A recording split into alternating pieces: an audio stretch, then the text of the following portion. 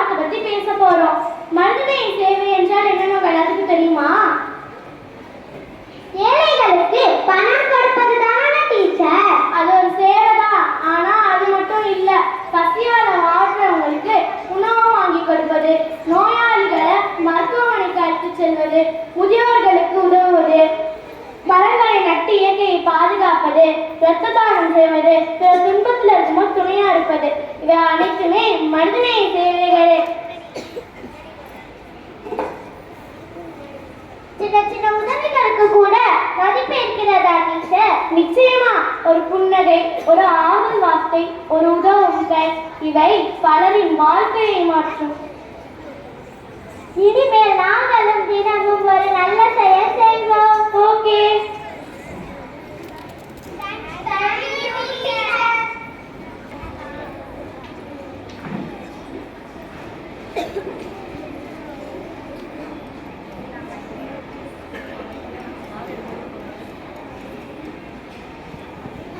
ஐயோ, இந்த பையன் தூக்க முடியலையே. ரொம்ப வெயிட்டா இருக்கே.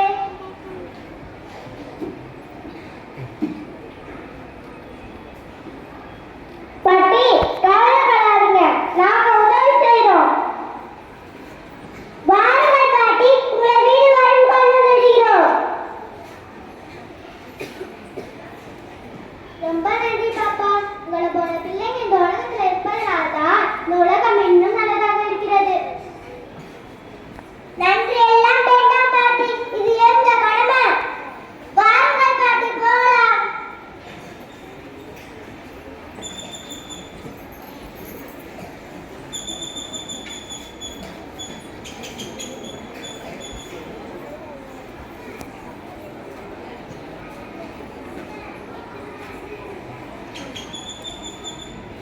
ஐயோ, 2 நாளா சாப்பிடல.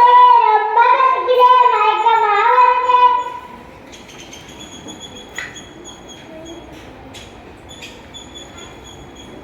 சிவனிக்கா, அந்த தாத்தாவுக்கு ரொம்ப பசிக்குது போல. நம்ம சாப்பாடு தந்துடலாமா? சரி ருக்மணா.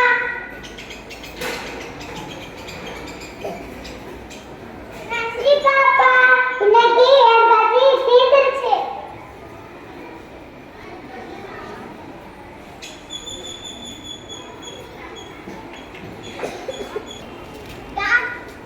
டாக்டர், டாக்டர், என்னப்பா என்னாச்சு?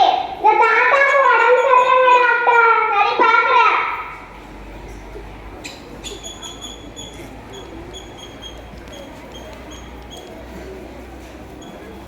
இவருக்கு உடனே ரத்தம் தேவை. இந்த ஒரு நிமிஷம் டாக்டர்.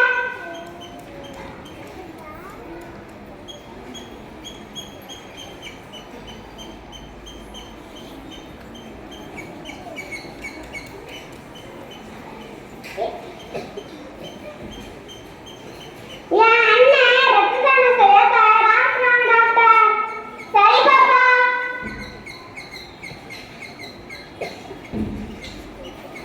சில மணி நேரம் கழித்து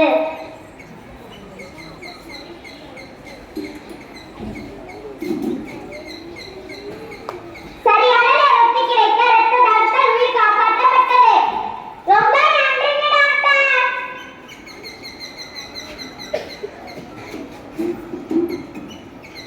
ஒரு வரி ரத்த தானம் இன்னொரு வரி உயிராக மாறுகிறது.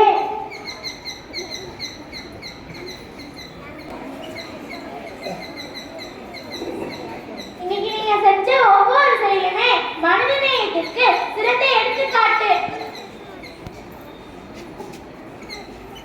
அன்பாக இதயம் இருந்தாலே போதும். மனிதநேயம் இருக்கும் இடத்தில் இறைவனும் இருப்பான். உதவி செய்ய பணக்காரராக இருக்க வேண்டியதில்லை. நாம் செய்யும் ஒவ்வொரு செயலும் இந்த உலகத்தை இன்னும் அழகாக மாற்றும். மனிதர்களுக்கு செய்யும் தேவையை உயர்ந்த தேவை. பசியை போகுங்கள், அன்பை பகிருங்கள், கருணையுடன் வாழுங்கள், உதவி கைகளை நீட்டுங்கள். அப்போதான் மனித வாழ்க்கை அர்த்தமுள்ளதாகும்.